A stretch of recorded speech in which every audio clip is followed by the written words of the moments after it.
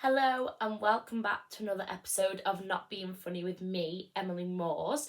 It has been such a long time since I filmed a podcast or a YouTube video. I think the last one I did was actually a YouTube video. But yeah, I'm so excited to be back. It's such like a lovely, lovely day outside. It's so sunny. It's the afternoon currently and I've been at work all morning and I got to finish like in office early. So I got home for 1 o'clock, which was like a godsend. I've just been sat in the garden all afternoon just doing my work and it's been so lovely. I am sorry if you can hear a bit of, there's a lot of gardening going on around here. There's a lot of leaf blowing and stuff. It sounds pretty noisy, but overall I've just had such a lovely couple of weeks, and especially this last week and weekend with the weather being nice. Like the weather, just the sun can make you so happy, can't it? Like opposed to it being raining and you feel dull and you feel like stuck inside. But I have spent the weekend really busy, to be honest, with just quite a mix of friends. What did I do on Thursday? I think I went on a walk with my friend Will. So Will is my friend that has recently bought a house, and I spend practically all my time with him, and we go on walks once a week, or even a couple of times a week, we always make food at least once a week, like, or a little group of us on a Sunday get together and like make a roast dinner or a bit of a dinner or something. So it's just been so nice. But my parents were away, so he actually came and came to my house for tea. Usually we always go to his because it's a bit different, isn't it? Like no parents live there, it's his own house. So yeah, he came to me, we made like a really nice curry. And Friday I actually went out with like my acting friends and we went to the theatre. We went to this show. It was like a 5-part play, like 5 little plays, and it was like a theatre bar called 53-2, and I've never been there before. And if you're an actor in Manchester, you probably have heard of it. I've definitely heard about it a lot, but I've just never been. And it was really nice. It wasn't what I expected. Like, I was expecting quite like a quaint cafe. I don't know why. Like, in my head when people spoke about it, I thought it was more like a cafe than a bar. But maybe it's a different vibe in the day. I'm not sure, but it had like a really cute theatre in like the viaduct. So we went to watch that, and our friend Sam, that goes to our acting class, was in that show, one of the shows, and this really hot guy from Coronation Street that me and my friends always used to fancy was in it as well. And there was a dog on the show as well, and it was just sat there, and then it just started like licking itself on stage as dogs do. But it was just really nice night, to be honest. A bit different because as much as I feel like I watch loads of theatre because I go to an acting class every week and I see people do like absolutely amazing acting, but I actually don't go to the theatre very often at all. As much as I would like to, I'd love to go to the theatre and watch musicals. I think the last musical I went to see was Burlesque. I was meant to go see Wicked in December, but my friend actually bought tickets for the wrong theatre. She bought it from London instead of Manchester, so we've still got like redeemable tickets for the theatre, and I would kind of love to go watch Wicked, so maybe we go watch that, but Wicked's not on in Manchester anymore, which is sad. And I've already seen Hamilton, I've seen Burlesque. I would love to see Six, maybe. Six would be a cool one to and see. I know like Joseph is on, but I don't really never want to go watch that. I don't know if that's like my type of show. But it was lovely to go watch a play, and there were like 5 completely different ones, and it was nice that they were all independent. They were quite like, not amateur, but they were like written for the purpose of this, and it was just like, it was a really fun night. And then I ended up going out in Staley Bridge after. Like, if you're from around Manchester and you know where Staley Bridge is, like Staley Vegas, I have not been out in Staley Bridge, I am gonna say, since I was 17 years old. Like, I don't think I've been out since being of age in Staley Bridge. I've been like for the odd drink in Weatherspoons, or like, that is the only time. I think I've been to Weatherspoons maybe twice there. The first time was when I was 18 and lockdown lifted, and me and my friends queued at 8 in the morning to get in Weatherspoons to go and like So we just drank all day in the garden because it just felt like a big thing. We were 18 and we'd not been able to go out, and then it was like lockdown was lifting and it was going to be like really fun, so we went there. But yeah, I went there and it was as I remembered it, we stayed there for about half an hour and then we ended up back in Glossop, which was not that much better, but you know, it was all right, nearer to home.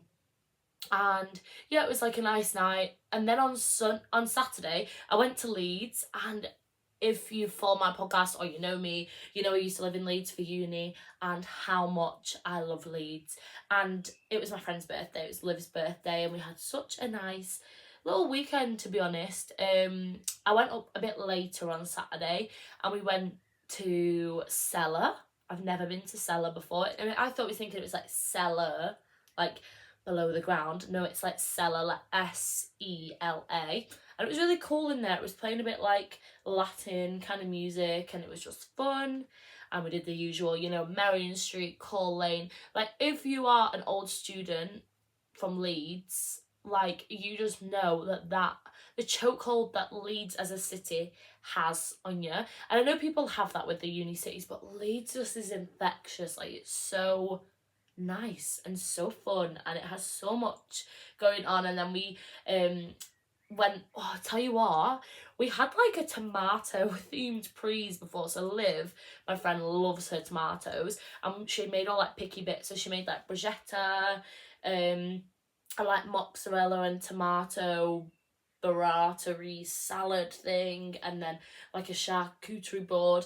And then her boyfriend made this like tiger bread with all like cheese and garlic in it, and I just thought, not the breath I need. I'm a single girl going out and I'm gonna have garlic bread. Like, I'll be seeing any boys, but you know, boys, stay away from me. But also I don't need garlic breath going out. I don't need to see. Talking of garlic breath, me and my friends went out the other week. We went for a curry. We went to Mowgli's and it was so nice. And then we all went into Albert Schloss after. There was like 10 of us. I swear to God, like, everyone must have been like burping and stuff. There was like just a bubble of garlic around us. And this couple like came speaking to me and my friend, and I just had to disclaim, I'm sorry, we've just been for a curry, because I just thought, I think we almost absolutely reek of garlic right now, and we're all on a night out like breathing like, and I just thought, oh gosh, disclaim it now before people just think we all reek. But yeah, but Mowgli's was so nice. If you've never been to Mowgli's, it's like Indian street food. It's worth the garlic breath because it was so good. All like little picky bits, and there was like 12 of us that went, and we all just got like stuff to share. And I love that. I live for just food, to be honest. I live for food and going out for food. And I swear to God, like, if my friends don't want to share with me, like, that upsets me. Like, if we're going somewhere that has all different bits that I've never been before, like, if you want to be with me in life, like if I had a partner, you bet we're sharing. Like, I could not be with a fussy person. Like, luckily I've never had a boyfriend or dated anyone that has been fussy. And I mean, the fussiest I get is I just don't like fish, you know what I mean? I don't like fish, that's about it. I'm fine with anything. Fish or chicken thigh. Chicken thigh just gets me. I don't know what it is about chicken thigh, but if you're with me on that one, like, it just tastes different. Like, I did get a Nando's not that long ago, and it had chicken thigh in it, and I didn't realise it was like one of their special wraps. I couldn't eat it. I could have vommed. Like, it didn't do it for me at all. But yeah, I would have to be with someone that just wants to go out and just share all food and just get all little bits and have picky bits and try new things, and whatever we've not had on the menu, like, try that. But yeah, so I've just had a really lovely weekend, and it kind of ended with sitting in the garden with some sun with my family, and I could not have a drink. Like, they were all drinking in the sun. I was quite hungover. I just couldn't. I've been fine all day, but then the drive back from Leeds did push me over the edge. I was sat in the back of a car on some very windy roads, and I actually thought I might not be able to stand up after this, because if you know me as well, I'm a travel sick girl. I get quite travel sick, and I don't know what it is, if it's like an eyes thing. I feel like it is meant to be something with your eyes, but even like going backwards on the train, can't hack it. Planes, I have to take travel sickness tablets. Same with boats. Boats really do get me. And when I was traveling Asia, that was something that I really had to be on it with, like being stocked on my travel sickness. If you've not got travel sickness and you're traveling with me, I'm sorry, I'm not going to share them with you. I'm not. Like, at your own risk. Travel at your own risk without travel sickness tablets. I've been prepared. I have gone to the pharmacy and got 2 stacks of Quells. They're mine. They are. And I will not be throwing up on a boat because you forgot yours and I've had to share them out and I've run out. You know what I mean? It's not going to happen. I come prepared. Same with the Rennies. Same with Rennies on a night out. No, I do share out my Rennies. I have Rennies across all my bags. I don't know if that's just a thing of our generation, but like, I always need a Rennie. Like, if I'm going out for a drink, like, the heartburn I suffer with is wild. Like, especially if I'm going for sit-down drinks. Like, if I was going for a bottomless brunch and I've not popped about 6 Rennies, I'm not being funny, that is a miracle. Like, that is a complete miracle for me, because the acid reflux I experience is to a new level sometimes. But besides my acid reflux and garlic breath and this, that and the other, it is really nice to be back on my podcast. So I've not made a video or an episode in a couple of weeks because I felt like I needed to do a bit of reflecting on the content that I was kind of putting out and the energy that I was putting out, because I think on a real, I was sad and I have been going through a breakup the last few months, since like very end of November, early December, you know, like having that contact still until like January, and then from January being like, right, I need to move on now, like this is my time of being like 23, being single and just like having fun. But I think even up until the last few weeks, like I've not been crying a lot, you know what I mean? If I compare this to my breakup when I was like 19, like 19 feels like a whole like decade ago. Like I know I'm only 23, but me in them 4 years has changed so much. Even from like 21 like to now, I feel like more womanly rather than I thought I was a woman when I was 19. Girl, you're a baby. Like, you know what I mean? I was at uni, and even then, like, I lived on my own, but it was the way that something like that affected me and like broke my actual heart was wild, and so sad. And I never ever, and I promised myself I would never ever be like that again, and I haven't, you know what I mean? I haven't, and I've been really looking after myself, and I feel like this breakup, I kind of, you know, felt it come in. There was like, you know, you kind of grieve that relationship before it kind of happens, whereas previously when I was younger, when I'd had breakups, they felt a bit more like a surprise, because I felt like I was naive, living in a bit of like a daydream, whereas now I'm like, I know how relationships kind of work, and I feel like you can feel when they're coming to an end and everything like that. But I was just in a mindset where I think I was still wanting that relationship, and I wasn't like accepting the fact that it was over. And I think I just needed to settle with how I felt, and obviously I've had acceptance of that now, and just like get on with it, get on with life.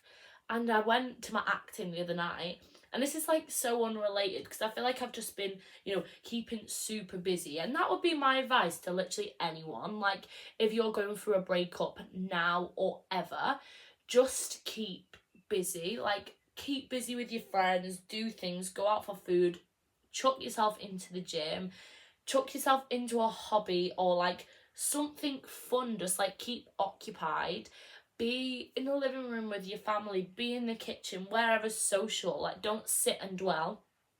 And like, dwelling is something that I can do pretty well. Like, I can dwell on things, and I've been really trying to be self-conscious about, right, because I know for me, it's like when I'm driving, like if I'm driving, I can really daydream and fall into this habit of like, why am I daydreaming about someone that isn't in my life anymore? And they're not in the life because it was a choice. Like, they made that choice. So stop daydreaming and giving this person my energy that doesn't deserve it. You know what I mean? So I feel like that has been something I've been like calling myself out on. And you're just having a sit in my emotions. I think that is what you need to do in a breakup. You need to just sit in it. If you're there, like, fair, whatever, you know what I mean? Like, get under someone to get over someone. But on a real, like me, if now, I don't know if you watched my most recent YouTube video, but I went on a date in like end of Feb, maybe it was. I would think like end of February, maybe start of March. And it was nice. Like, the guy was lovely, like, no qualms with him. But like, I'm not ready for a relationship. Like, I've just been in a relationship with someone that has been in my life since I've been 17 for like a year and a bit. You know, like a year and a half of my last time, like my last year and a half has been with someone, and what, like 2 months after, I think I'm going to be mentally okay to be in another relationship and give myself to someone? No, probably not, because like I've not even healed from the last thing, you know what I mean? But yeah, I feel like that was fun, but it just, like, I had the self-awareness to be like, no, I don't really need this right now, and I don't know why I thought I did. And I thought today I would kind of talk about that, and about like using dating apps when you first kind of come out of a relationship, and just like finding yourself again. Not for it all to be like man or relationship centered, but just that kind of finding yourself again is a bit of an odd groove. And I went to my acting the other night, and it's, like I said, I was going to go into this before, completely, I feel, unrelated, but I am quite an emotional person. Like, I feel things very deeply. I love, like, with my entire heart, for my friends, for a relationship, for my family. And like, in this heartbreak, like, the heart's been breaking. Like, a breakup and heartbreak can feel like a sickness. Like, you feel sick, you know what I mean? But I'm a crier in the moment. Like, if I was having like a one-to-one interaction with someone, I can cry. But like, I'm not someone at the minute that like sits and cries. Like, I've not really cried through this breakup. And I went to my acting, and I've only ever cried once in my acting, and I think it was just because I was actually upset and I just cried, and it wasn't actually related to the acting. But this was like doing this scene with someone, and I literally sobbed, and I just needed that. Like, when I, in my car home, I just sobbed, and I think it just like unlocked like this like wall of like built up emotion in me that was like, felt a bit blocked. And I think because I've been so trying to keep busy, keep okay, I just blocked up a lot of emotion. And it wasn't about missing someone or somebody doing anything towards me. I think I just felt a bit like so much going on, and a bit overwhelmed, and like a big change in my life has happened, and I just needed like an internal scream, and that was the cry, and it really made me feel so refreshed. So maybe, like, if you're struggling, go to an acting class and let your acting teacher make you cry, because I needed it, and I feel like so good since it, and not just because of the cry. I think it just gave me like a sense of like realization of like, oh my god, Emily, you're fine. Like, you're actually fine, and you're processing things so well, and I'm so like proud of myself for being fine, being on my own. Like, and like, I was talking to my best friend about this last night, and I was like, you can go from a breakup and go on a dating app straight away if you wanted to, but it doesn't mean that you're gonna use it. Like, if you fancy it, and you're like, I don't know, you need a bit of window shopping, browsing, like, who's gonna judge you? Like, you know what I mean? But also, you don't need to chuck yourself into a relationship straight away, because like, I'll hold my hands up. Like, when I got with my ex-boyfriend, he'd kind of just come from a relationship. It felt different because we'd already been together, but in hindsight, like, the poor boy hadn't healed, you know what I mean? Like, he'd not got over a relationship, and we were in another, and it must feel so strange. And like, for me, I could not do that. Like, that isn't something I could function with him, because my brain is elsewhere, unless this guy comes along and like knocks my socks off, you know what I mean? Like, that would be great. Like, if anyone, you know, wants to come and do that, then like, whatever, like, I'm not going to be opposed. But at the same time, I am just so content with the platonic and self-love in my life at the minute, and how busy I've been, and how like great my friends are. And I knew my friends were great anyway, don't get me wrong. Like, I feel like I'm someone in a relationship that loves seeing their friends all the time still, and like merging that. And my relationship was very merged with my friends, and like that's the relationship I wish to have in the future. But it was also just like, it's been lovely to really invest that time in my friends and myself and my hobbies, and be fine with that, and not have that external thing of like, I don't need a partner. Like, I'm 23, I'm single, I can do anything I want. And like, just to be grateful, like I have all the time in the world to do what I want right now. I've got no responsibility for somebody, and it's quite nice. And not that in a relationship you do have that responsibility, but you do, like, for making someone happy, and you subconsciously are, with your decisions make the choice of both of you, you know what I mean? And how you behave reflects on that person, and how they behave reflects on me. So yeah, it's just been nice and quite calming, and I've just had a peaceful, as much as I've been completely rushed off my feet spending all the money in the world. Like, what wage do I think I'm on? I'm living above my pay grade at the moment, like, help me.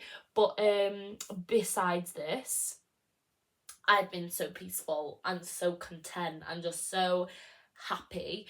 And don't get me wrong, it's not one of them like I've just come out of this breakup and I'm like, oh, this breakup's been shocking, it's been hard, and I've been real sad. And even, like, I'm not gonna lie, the other night I had a little tear, but that's fine. It comes in waves. Same with like a friendship breakup or a family member or whatever. It comes in waves, and it sometimes isn't that you're missing that person. You miss that companionship, and you miss the way the relationship made you feel. But like, do I miss crying? No. Do I miss like missing somebody and that? No. Like, I don't know, it's such like a give and take. And the thing is, I just, in my head, when I'm meant to meet the right person, or if I've met them yet, whatever, and if I'm meant to be with whoever, it is gonna happen when it's meant to happen. And like, I'm just fine with that. I'm just happy with that. And until then, I will do me. I will wear whatever the hell I want. I'll go out wherever the hell I want. And I will go on holiday and have fun and see my friends and do things like this. And even though I do all these things with a partner, but until then, I was thinking, what the hell is this person driving up my door? And what the hell is this noise? It's my neighbour cutting bushes. She's cutting bushes on my drive. But yeah, whatever the hell I want to do, I'm just content and happy at the moment. And it's a really nice feeling. And I think I did just need to take them a couple of weeks off from, rather than like creating content that just wasn't what I was actually feeling, and probably putting a bit of a false face on for my podcast and YouTube, and then not feeling great about what I was putting out. And yeah, it feels nice to like come back with a new energy. I've also been super busy because I've been applying for a job that has taken so much energy out of me, and I'm really hoping I get it, and I will let you know if I do. But my application for this job was 12 pages long, 12 pages of writing. I felt like I had put in an academic shift. Like, I seriously felt like I was writing my dissertation again. Bearing in mind, my dissertation was 10 to 12,000 words. This job application was 5,000 words that I put in, and if it doesn't get like the consideration it deserves, I'm gonna be really upset. But we manifest it, and I'm gonna get the job. I will get the job. It's a job that I've wanted for flipping ages, and fingers crossed. And also, I got to perform in front of the Coronation Street casting director the other week. So the Coronation Street casting director knows who I am. She knows who I am. She knows my face. I'm sure she knows loads of actors in Manchester. But for me, as someone who flipping loves Coronation Street, she knows who I am. And she's got my details. And that's all I need in life. And I did some acting the other week. And I got a showreel made, which is absolutely fabulous, so I can send that to some agents. Like, your girl has been working. Like, I've not just been off this and doing nothing, applying for a very, very, very exciting progression job and making my show reel, attending all my acting classes and just chucking myself in it. And with my acting at the moment, I know like not all of my audience listen to this act, but maybe it's good advice to like take into just life and like what you do. But a big thing that we learn is just like being real and being accepting of yourself. And to be honest, I think that whole spiel that I just did about breakups and whatever, it's not even about a breakup. It was the fact that I felt codependent on somebody and maybe I wasn't very accepting of myself. And in that, I mean, I was allowing myself to accept things or a situation that I did not deserve. And that upset me more than I think that upset me more than anything. Like, why am I settling for something that is upsetting me? And it's not like the whole situation, it's not like it was a bad situation, but sometimes you know you're not happy with something, and I was verbalizing it, but why am I not taking action on it? And does that reflect like how I respect myself?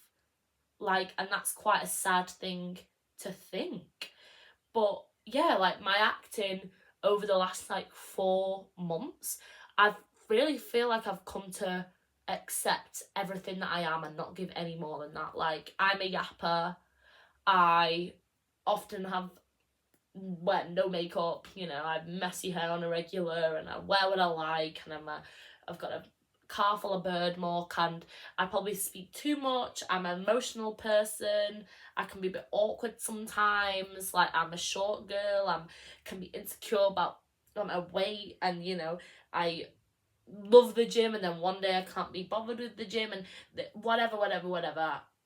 I just tried to be so accepting of myself and give nothing more than just myself, and it's just been nice. And I feel like it's been showing in the acting that I've been doing and the work that I've been doing, and just in general, like, I am not giving my energy to things that are not doing anything for me or making me happy or serving me. And like, it's been lovely, it really has.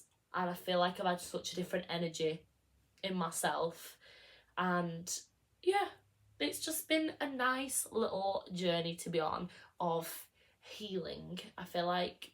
But healing from what, I don't really know, but you know, just like healing the soul of just like, I just wanted some happiness, and I was happy before. It sounds like so dramatic, like I feel like I'm an actress. I tell stories, you know what I mean? This is what I love. I love a story, and I probably do dramatise everything. But I just felt meh for so long, and my mum and my dad was like, Emily, you are miserable. Like, come on, Emily, you're being miserable. Like, what is wrong with you? And I think I just needed to like vroom a few things out of my life and just be like, breathe and just go with what actually makes me happy. And the people that make me happy are in my life and I spend time with, and I don't know, they just give me energy. And yeah, I don't know, it's just been a very nice few weeks.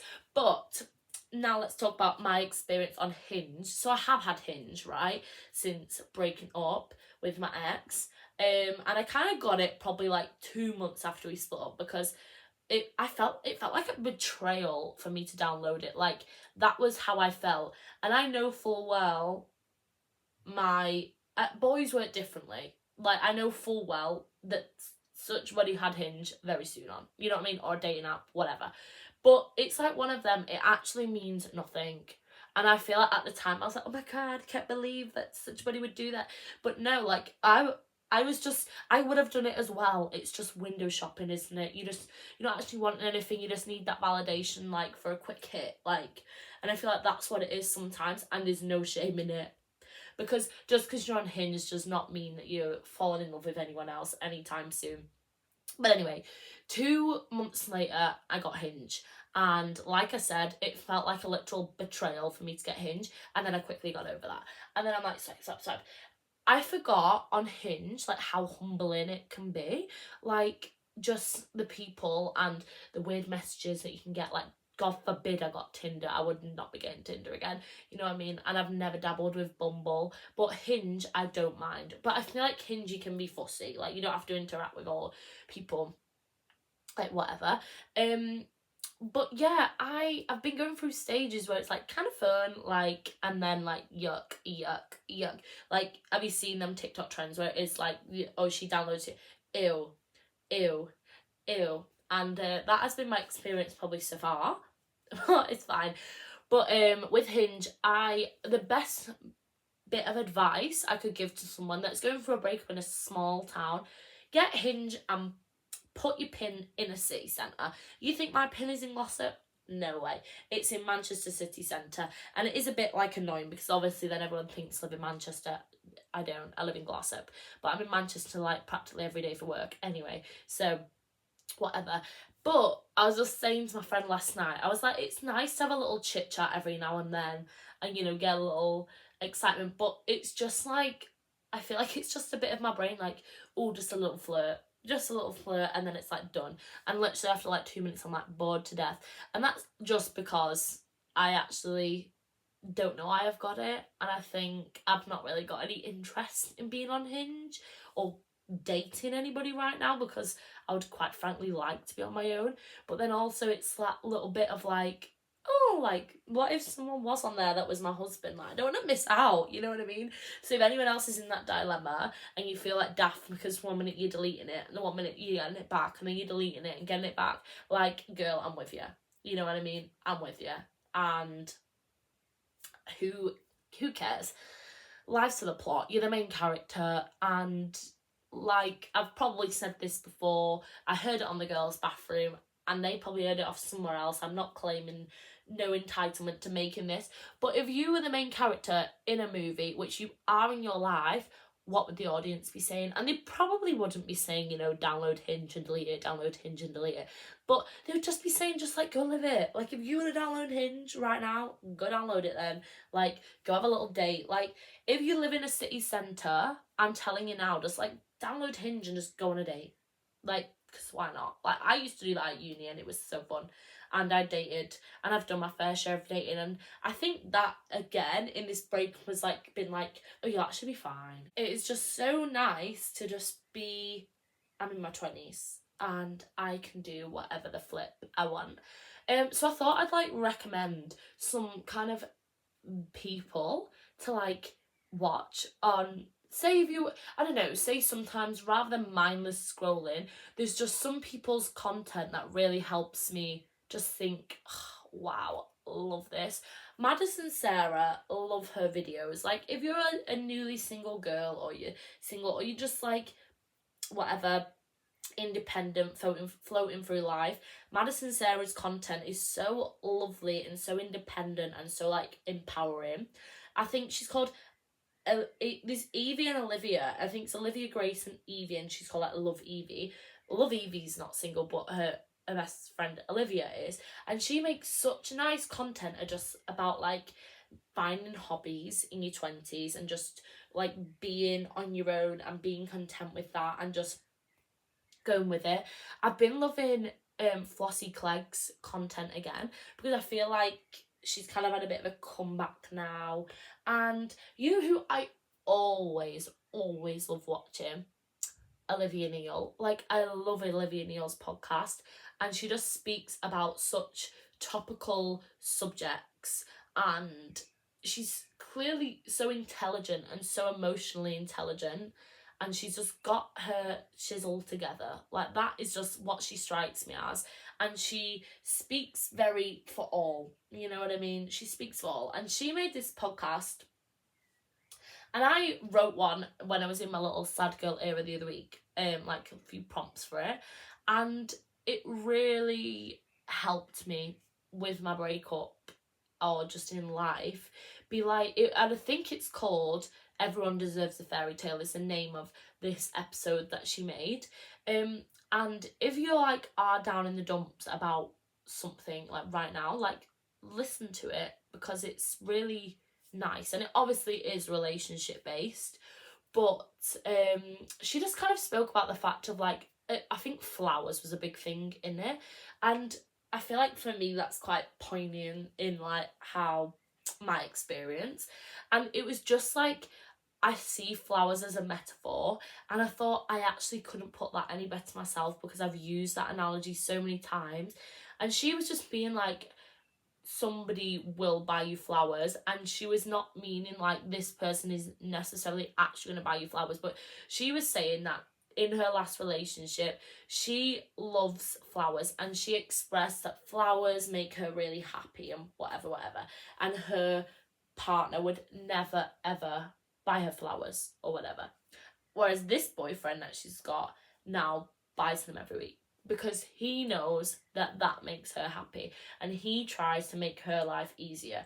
And that just really made me think like, and it's not got to do with flowers and whatever, it could literally be anything. It's acts of kindness, and them flowers made her feel listened to and seen.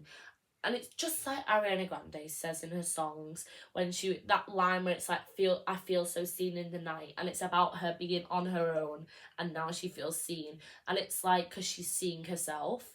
And I think that is the kind of whole messaging that I've been trying to get across in a very rambling way. Is like, it's so nice, like I would encourage you after a breakup to just sit and be in them emotions and fully just understand yourself and how you feel and accept it. Because if you don't listen to yourself, like who's going to listen to you? But you need to be in a relationship where you feel seen and you feel listened to, and that will be what I expect. If I, like, when I allow myself to be in a relationship again, like I want to feel completely valued and listened to and seen. And it's not that I'm saying I didn't feel them in aspects of my old relationship or whatever, who I've dated before, I have, or in friendships I have, but like not to the extent that I feel that I was putting out. And that is what I need, and I feel like that is something that like I've realised is super important to me, and I feel like I could look over. But I think I put a lot of love into people, and I listen to people, and I, as much as I speak, I listen, and I like know what people like, what makes them feel happy. I want to make their life easier, and that is what I want in mine. And that is basically what she was saying, was all them things that she thought would never happen have happened. And it's because it's just a different person and it's a different experience. And maybe sometimes it's not like this person previously doesn't want to purposefully listen to you or purposefully doesn't want to make you feel heard or seen. It's just that you are different people and they don't feel the same as you. And it doesn't mean they don't feel the same about you. It just means that they feel differently, maybe towards themselves, or value things differently to how you do. And that's fine. It's just like compatibility, isn't it? But in my 20s now, like I just want to feel so seen and heard and loved by my friends, by myself, by my family, by my place of work. Like, and I know it's a bit like, oh, it's a wish, you know what I mean? Like not everyone can feel valued, and it's like, obviously, what would the word be? Oh, I'm trying to think of the word. Like, it's not a privilege necessarily to be respected and valued, because you should have that. But maybe in a place of work, like it could be a bit of a privilege to be completely seen and heard, because that is obviously not how all workplaces go. But you should feel valued at work, and if you don't feel valued at work, maybe it's not the right role or job for you. Like there's better things out there. And I was speaking to my granddad the other day, and he was like, so what if this media or acting stuff doesn't work out? Like, what are you going to do then? And I'm like, granddad, it will. Like, granddad, it's going to work, because there is no other way about this. Like, I'm going to have a job in this, and there's no other way about it, because I'm not going to let it stop. Like, I'm not going to let it not be the case. It's going to be. And that's because I value myself, I listen to myself, and I know that is a complete dream passion of mine. So I'm gonna bloody put my hard work in and get myself there. But yeah, like, and that was the thing with my podcast. I just needed a little minute, and now I'm back. And this has been a bit of a rusty episode, most definitely, because I'm out of the swing of it and I've rambled a bit and it's probably not had very good structure, but it was authentic and it was what is in my head and it's how I feel, and that is going to be my introduction back into me podcasting. And I will be doing more like themed episodes from now on, but I just feel like I wanted to just have a little minute to just pull my heart out and say I've been feeling a bit rubbish or worse for wear like the last few months, and now I feel like very much in a place where I feel really content and happy and just able to like start a new journey, and I'm really excited for that. So if you're gonna come on my little podcast journey with me, thanks. But yeah, this is gonna be the end of my episode now. But I love you all, and thank you for anyone that listened to the end of this whole like brain dump. So this has been Emily Moores on Not Being Funny.